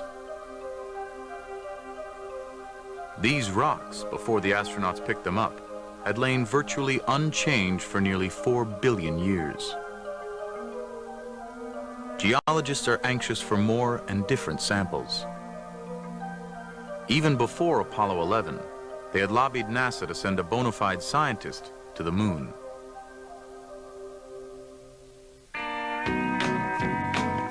Back in 1965, a group of scientists had been selected to train as astronauts, the first who had not come up through the ranks as test pilots. When the scientist astronauts were selected, they were all nice guys, but who needed them? You know, I mean, they can't fly. None of them knew how to fly. We had to send them to flight school. We felt like basically they were taking up space. They didn't have the qualifications that we felt were essential, and that was to be a fighter pilot. You know, living, breathing, gung-ho fighter jock. There were 2 MDs, 2 engineers, 1 physicist, and a PhD geologist the astronauts nicknamed Dr. Rock. The whole idea of volunteering was with the possibility of actually taking my science and my interests to the moon. Jack took a long time to get through flight training. I remember at the time saying that if God had meant man to fly, it wouldn't have made him Jack Schmidt. But these guys, they were good. I mean, they were sharp people, but they were cut from a different mold. We also felt like they were, would kind of undermine the office on our official positions, which was kind of like anti-doctor, anti-scientist. Hell, we were astronauts. We could be anything we wanted to be. We were a little arrogant. There's no question about it. And for every scientist that flew, one of us would not. Schmidt would never be completely accepted in the test pilot fraternity, and he didn't expect to get to the moon himself. But he used whatever leverage he had to push NASA to liven up its approach to geology training. My impression was that the pilot astronauts were bored. It was not very interesting to them. Most of the astronauts actually hated geology. They didn't want to touch a geologist with a 10-foot pole, because their first courses in geology were taught the way I was taught geology, in a classroom with the thin sections and the microscope and learning the chemical formula of a mineral which they will never see again or never use. And they would tell each other, I mean, we're not going to get a goddamn microscope and look at this stuff. What the hell are we doing this for?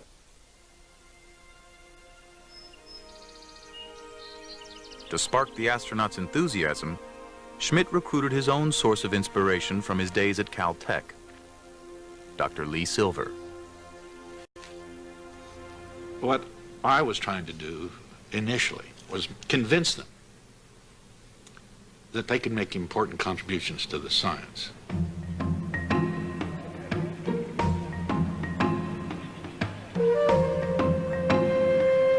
Silver led field trips for the crews of future missions, including Jim Lovell, soon to fly on Apollo 13, with Fred Hayes, and Dave Scott, scheduled to fly the following year on Apollo 15.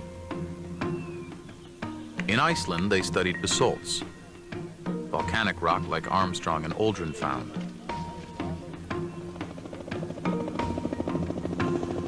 At Meteor Crater, Arizona, they found samples of a kind of compressed fragmented rock called breccia. Finding breccia on the lunar surface could prove that the moon's vast craters were formed not by volcanoes as many once thought, but by the fiery bombardment of meteor impact. The astronauts must learn to recognize it. You have to think about these people as not a typical set of undergraduates who are going out on a geology field trip. I mean, here are these people incredibly highly motivated, but also very, you know, they're very competitive. And before not too long, these people became highly motivated students because they could see that, hey, you know, you get out on the moon, we're not just going to pick up a couple of rocks. You're going to be on the moon for 7 hours, and gosh, gee whiz, that really looks neat. Goes about 30 seconds, and you got to learn some geolingo, or you're going to look stupid. We did geology from when we woke up at dawn and could get breakfast to we'll go through 2, 3, 4 exercises a day till it got dark, and then talk geology around the campfire until 10 at night. Fred Hayes and Jim Lovell had become so enthused about geology that they chose as their Apollo 13 motto, Ex Luna Scientia, from the moon, knowledge, and are heading for a hilly landing site, quite different from the flat terrain where Apollo 11 and then Apollo 12 had landed. We knew that the material might be different than it is in the flat areas. We knew there was ejecta lying on the surface thrown up by volcanism or impacts that they wanted us to pick up because that could tell us a lot about the interior of the moon. 2 days after liftoff, Lunar Module Aquarius, coupled to Command Module Odyssey, is nearing the moon. Everything is going smoothly. It's become almost routine. Trips out to the moon and back are generally very quiet, kind of boring, as a matter of fact. Crews kind of going over their checklist, etc. They had a TV day that day where the crew took everybody on a tour of the capsule and so on. And that was winding down, and they were securing from that and getting ready for sleep time. We're just about to close out our inspection of Aquarius and get back to a pleasant evening at Odyssey. Good night. Gene Kranz went around the room, says, before we put the crew to bed, is there anything you want to do before they shut down for the night? And I said, okay, Flight, what I need him to do is stop charging one of the batteries and give me a crowd, stare all 4 tanks. 4 switches, all 4 tanks, no big deal. Command Module pilot Jack Swigert throws the switches to activate fans that stir up the tanks of liquid hydrogen and oxygen. Then, suddenly, the spacecraft lurches as if struck by a meteor. Houston, we've had a problem. We've had a BP bus undervolt. And it was a very obvious abnormal combination of shock and initial felt motion as well as sound reverberating through the hull. And we had a pretty large bang associated with the caution and warning there. Warning lights indicate problems everywhere. Fuel cells dying. Maneuvering thrusters out. Oxygen tanks losing pressure.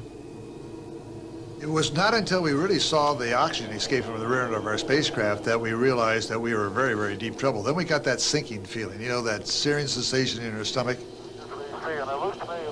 when you're in deep trouble and don't know how to get out of it. The routine stir of liquid oxygen had somehow triggered a short circuit.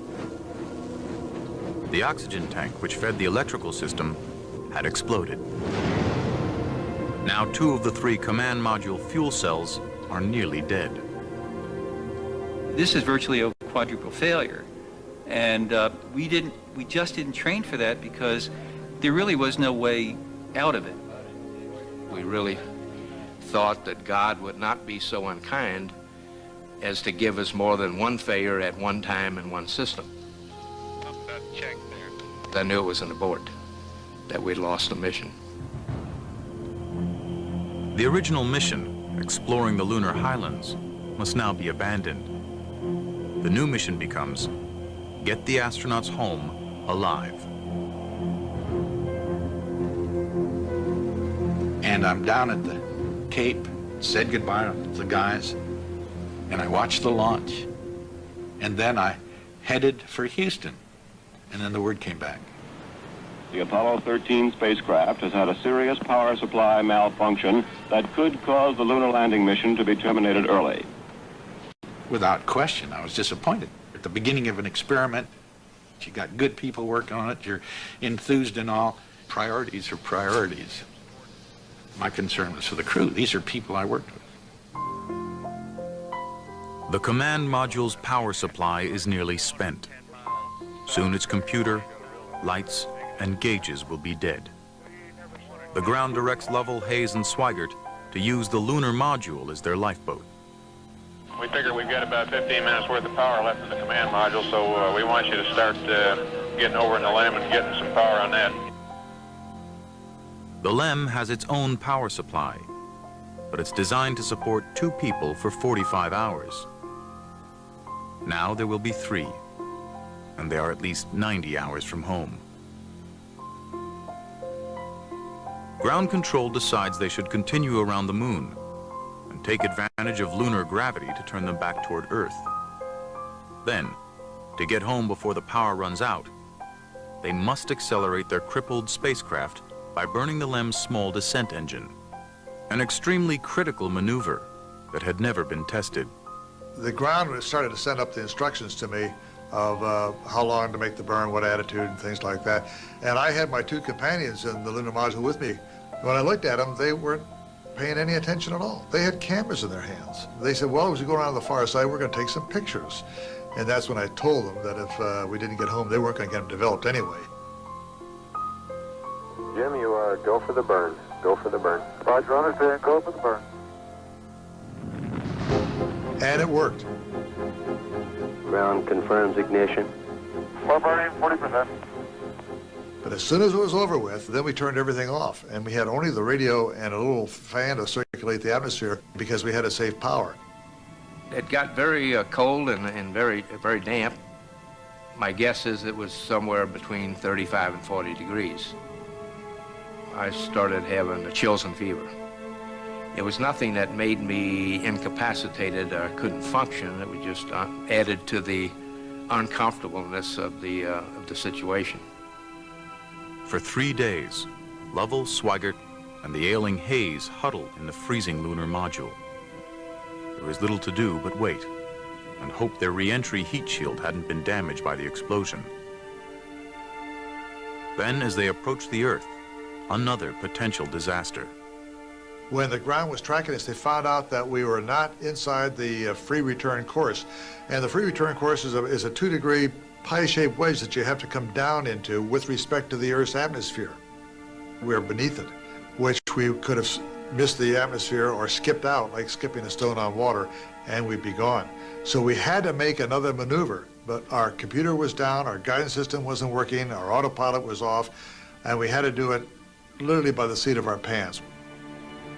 Lovell and Hayes set the course by eye, aiming toward the Earth, and fire the thrusters by hand to control the ship's direction. Swigert times the main engine's burn using his wristwatch. The course correction seems to have worked, but will the heat shield hold up? During re-entry, there is always a communications blackout that lasts about 3 minutes, as the spaceship heats up to over 8,000 degrees.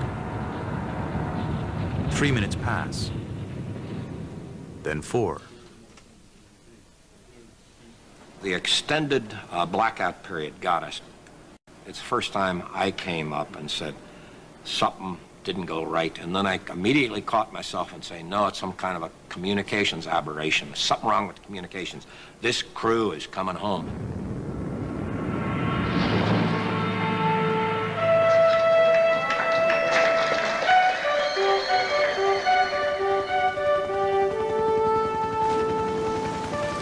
I cried.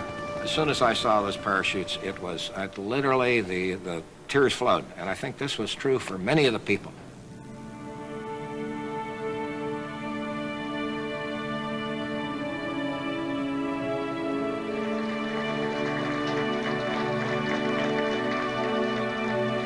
I did return. I did get back from this mission. But I think it's human nature. You cannot do the preparation and the training and have the investment in accomplishing what was in the flight plan and accomplish so little. So there was that kind of a stigma for me that, you know, we just, we didn't get it done. The crew is safe, but everyone's great sense of relief is tempered by a growing realization that Apollo's days are numbered.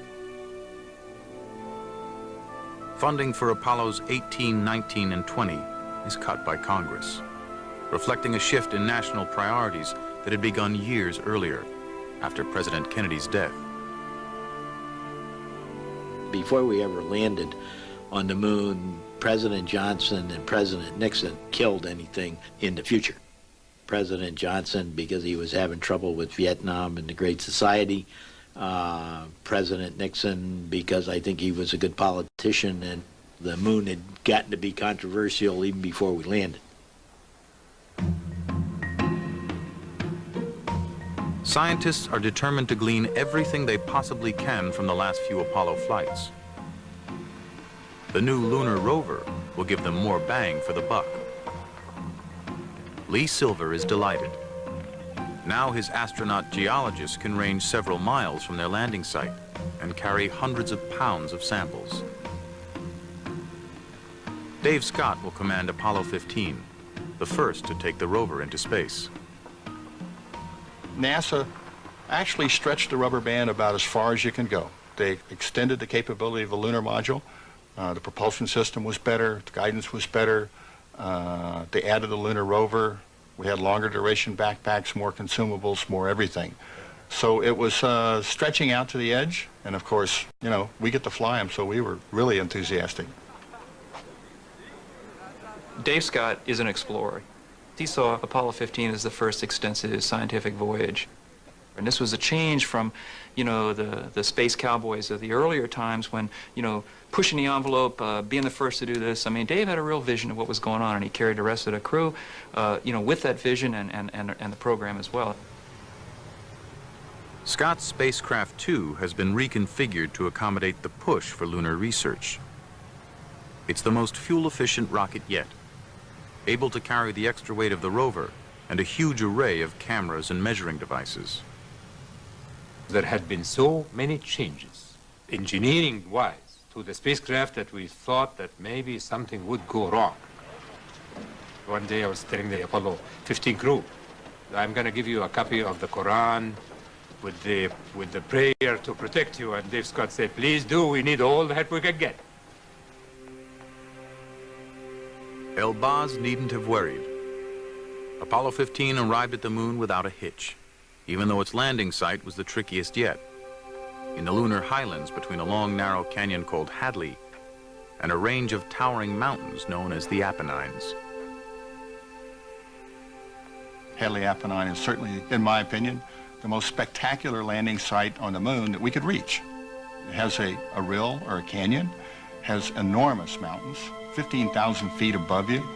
There's so much to see, and when you've studied the area and you think you know what you're looking for, and there's much more, and it's so clear up there. Boy, that's a big mountain when you're down here looking up, isn't it? My, oh my. Oh, look at the mountains today, Jim, when they're all sunlit. Isn't that beautiful? It really is. My golly, that's just super. The Hadley Apennine landing site is located near Imbrium crater, so large it can be seen from the Earth. Scientists believe the crater was formed by a huge meteor impact when the moon was young. That catastrophic collision must have kicked up rock from deep inside the lunar crust. Geologists Jim Head and Lee Silver, glued to their television screens in Houston, hope Apollo 15 is in a good spot to find some of this ancient material called anorthosite. Anorthosite, that would be the deep crust that we could look at and understand. And Dave went up to the side of the mountain and he looked over and he saw this sparkling crystals glinting at him, which is rare for the moon. Guess what we just found? Guess what we just found? I think we found what we came for. Crystal and rock, huh? Yes, sir. You better believe it. As a matter of fact, oh boy, I think we might have ourselves something close to anorthosite, because it's crystalline. That is really a beauty, and there's another one down there. Yeah, we'll get some of these. Back it up. It turned out to be, we think, a sample of the original crust of the moon made 4.5 billion years ago, right after the initial formation of the moon. The anorthosite Dave Scott brought back is a jewel in the crown of lunar exploration, the oldest sample yet found. The press dubs it Genesis Rock. Its surprising age and chemistry, along with evidence from the other lunar samples, gradually lead to a radical new theory of the moon's origin. 4.5 billion years ago, Earth was struck by a Mars-sized asteroid. This giant impact sent a massive amount of material into orbit, which coalesced, forming the moon. The theory, ridiculed at first but now widely accepted, was developed by planetary scientist William Hartmann. Apollo itself tied together the history of the moon with the history of the Earth, so that it made us aware that we live in this system. We're not just living on an isolated planet, but we have this neighbor, and the neighbor records the early history of the system because there's virtually no erosion there, and the Earth records the last part of the history of the system. But if you put the two together, we get the whole story. The moon's presence changed the Earth in profound ways. Its gravitational pull stabilized the young Earth's wildly fluctuating axis of rotation, setting up the conditions for everything we take for granted about our planet. Moderate temperatures, liquid water, tides, life itself.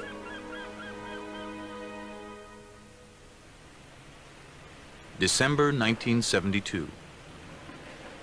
After 7 years of debate within NASA, a scientist will go to the moon. Geologist Jack Schmitt will fly on Apollo 17 with mission commander Gene Cernan. There was a lot of pressure from the scientific community for a scientist to fly on Apollo before it was all over. Jack never took no for an answer. He sort of became a pain in a lot of people's butt. And it basically, Deke Slayton, our boss, got a directive that Jack Schmitt would fly on an Apollo mission. And there was only one left, and that was Apollo 17.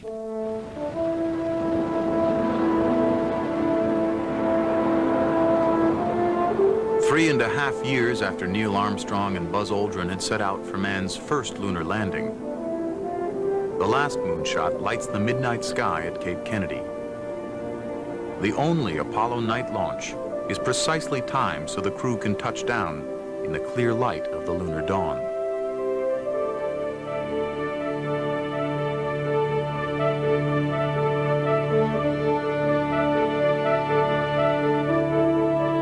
Okay, stand by for pitch over. Oh, are we coming in? There it is, proceeded. And there it is, Houston, there's Camelot. Wide on target. I see it.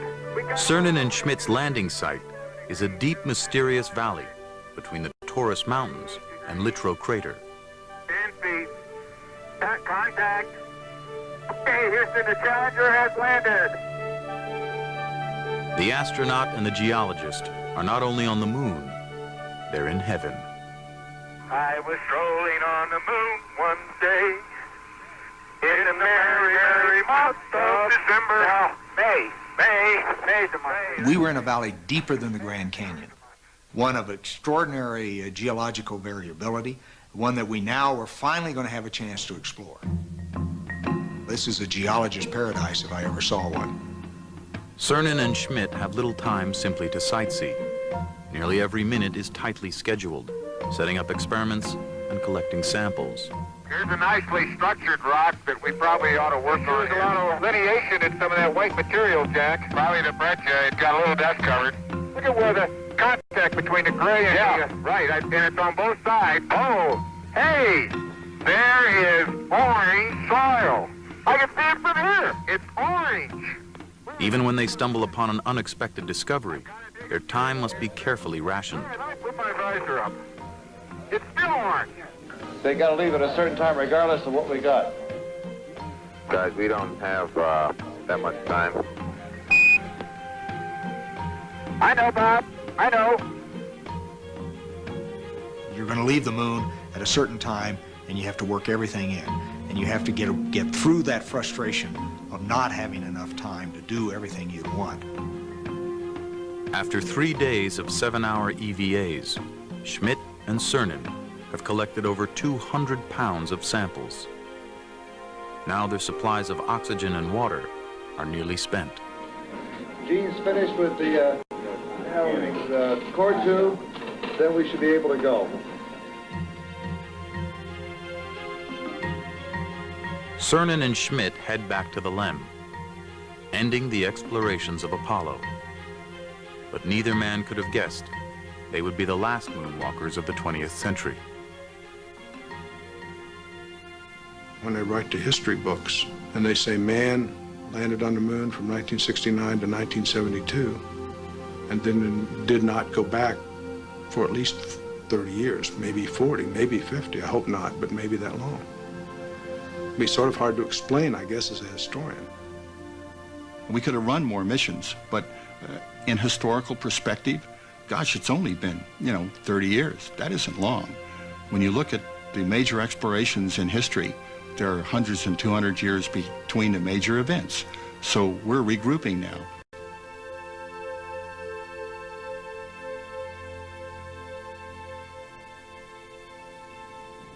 When I started walking up that ladder, I realized, hey, this is it. Somewhat of a nostalgic moment. You looked around, I looked back at the Earth and realized I'm never going to be here again. Somebody will, but I'm not. And I wanted to sort of leave a challenge for that, for those who would follow. And I wasn't sure what I was going to say until I said it, quite frankly.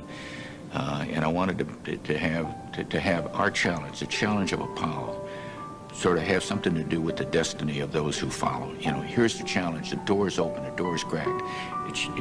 You now have the opportunity to go on from here. And, my exact words, we now leave as we once came, and God willing, as we shall return with peace and hope for all mankind. And may America's challenge of today. Forge man's destiny of tomorrow. Godspeed the crew of Apollo 17. The quest that began as a desperate race against the Russians at the height of the Cold War has ended. How ironic that an effort born of bitter conflict produced the most profound images ever seen of the interconnectedness of mankind and opened a window on our common origins. Ironic, too, that it ended so soon. The whole grand endeavor, barely a dozen years from start to finish. Today, the abandoned launch platforms loom like some 20th century Stonehenge, monuments to the incredible achievements of decades past. Surely, man will return to the moon and venture beyond. But in the new millennium, it will most likely be private enterprise, not political necessity or even scientific curiosity that will propel the efforts.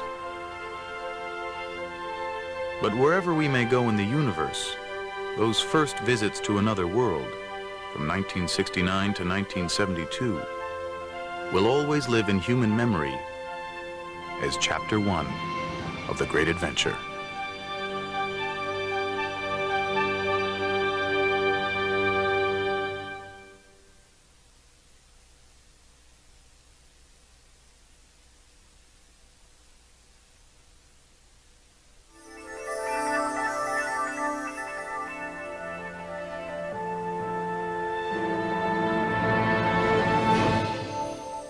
Choose an Apollo landing site.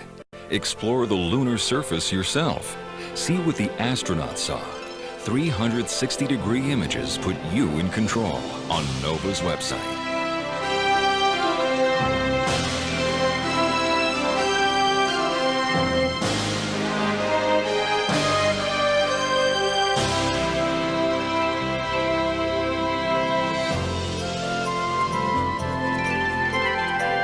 To order the show for $19.95, plus shipping and handling, call 1-800-255-9424 and To learn more about how science can solve the mysteries of our world, ask about our many other NOVA videos.